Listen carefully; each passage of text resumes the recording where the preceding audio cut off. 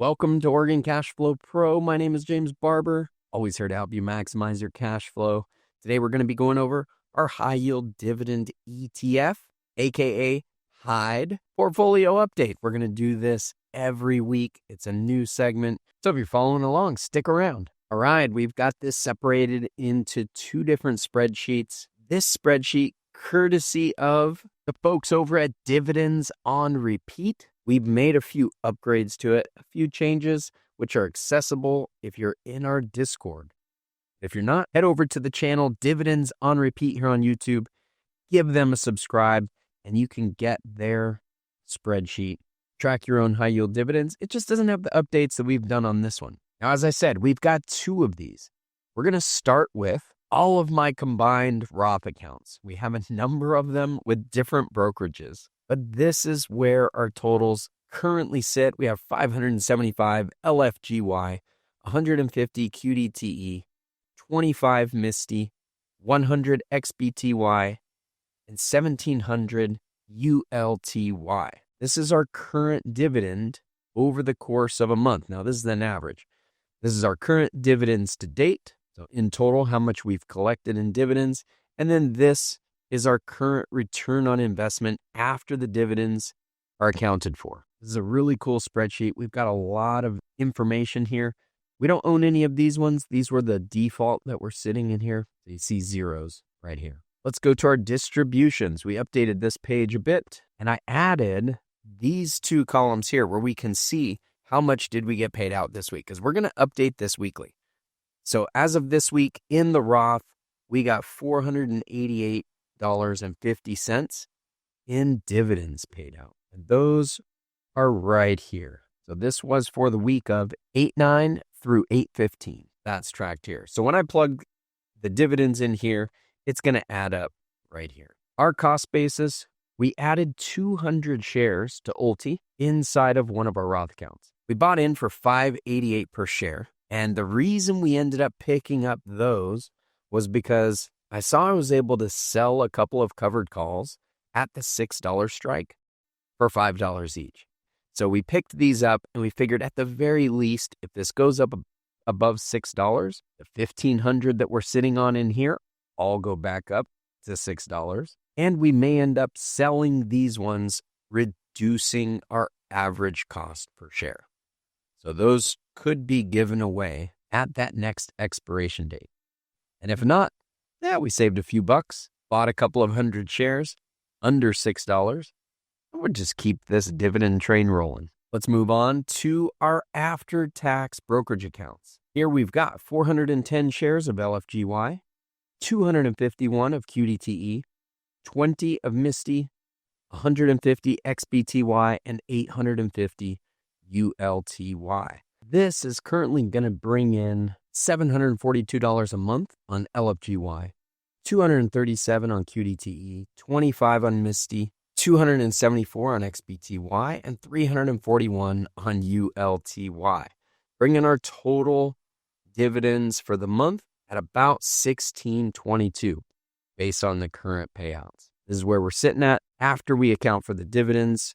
Our return on investment, we are in the positive. And let's take a look at our current dividend payout for the week, $386. Here we added a new brokerage account and we added a few shares in our Webull account. Here you can see our average cost for each of these options across all brokerages, which does carry over to right here. So we have our average price paid for each of these shares. This page on this spreadsheet really does a good job of showing you what we're holding at any given moment. Now down here, we can actually have a goal count for those shares. And we just threw in some random numbers. It'd be kind of cool to own this much of each of these. Realistically, I think I'm going to add more than 100 to MSTY, but we were just playing around when we plugged these numbers in. We'll update these in a serious fashion at some point down the road. So there's where our holdings are. Let's give some quick thoughts on these things.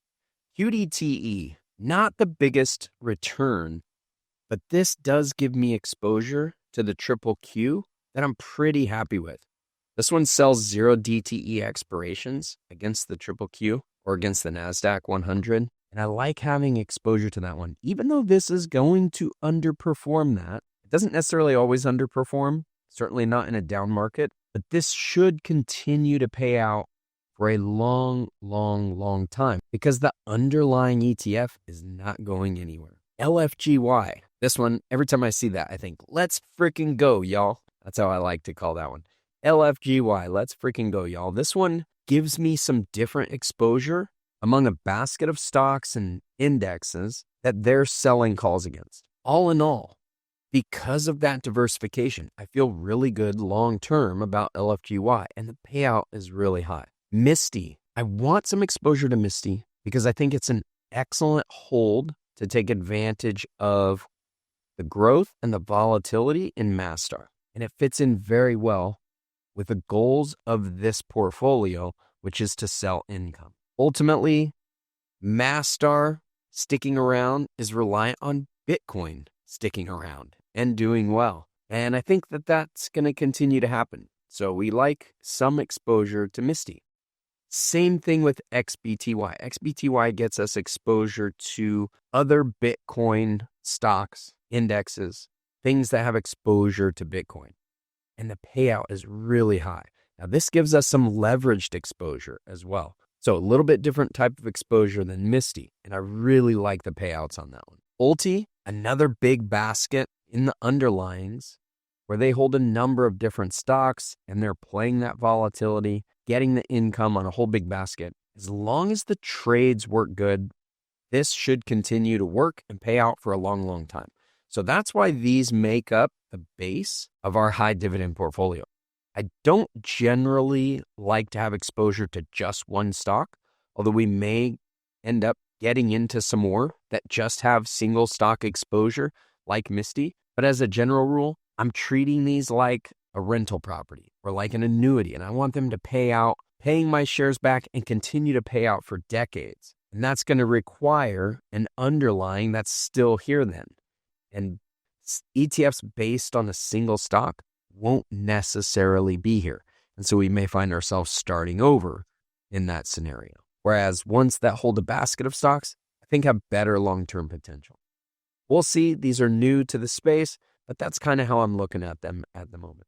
Let me know what you think. Put your comments in the comment section. Subscribe if you want to follow along. See our weekly updates. And as always, let me know if you have any questions. Take care. We'll see you next time. The next 20 seconds determine your future. Subscribe, meet with me, or continue educating yourself with these videos right over here. I appreciate you. Now go maximize your cash flow.